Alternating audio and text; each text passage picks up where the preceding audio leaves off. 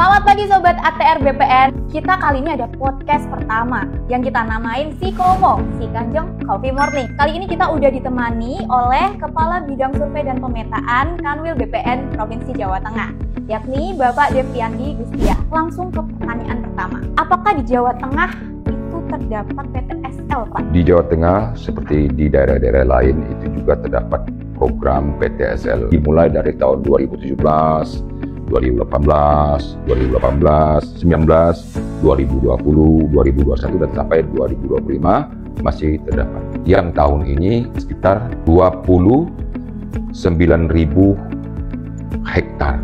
Tahu saya ya Pak ya, di Jawa Tengah itu tidak semua dapat PTSL.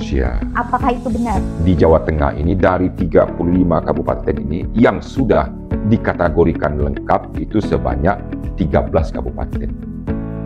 Jadi 22-nya belum lengkap, sehingga dari 22 inilah diberikan target atau alokasi dana untuk pelaksanaan PTSL. Jawa Tengah itu menduduki peringkat kemarin ke 8 atau ke 9 yang capaiannya itu sudah mencapai hampir sekitar 70% sampai 80%, dan ini terus berprogres.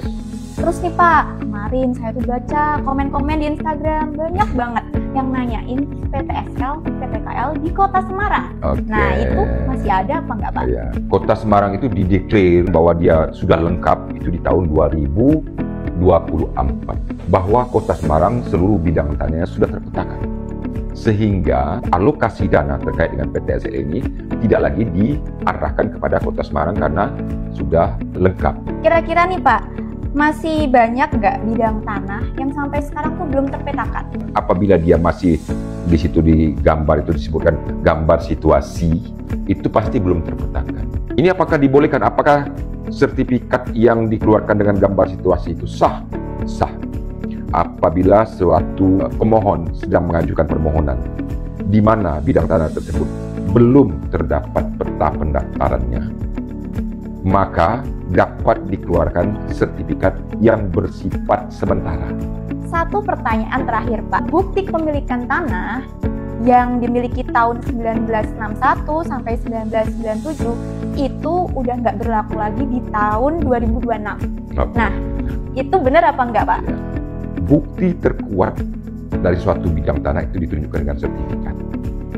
Sertifikat di tahun 61 sampai dengan 97 masih tetap berlaku sebagai tanda bukti hak kepemilikan satu bidang tanah. Gitu. Baik Bapak, berarti yang ada di sosial media itu hoax ya Pak ya? Ya, dan masih berlaku untuk sertifikat yang ada di tahun 61 sampai 97 teman-teman. Oke, teman-teman yang ada di rumah, semoga podcast kali ini bisa menjawab segala kebimbangan atau kegelisahan teman-teman. Kita akan berjumpa lagi di podcast berikutnya. Oke, terima kasih.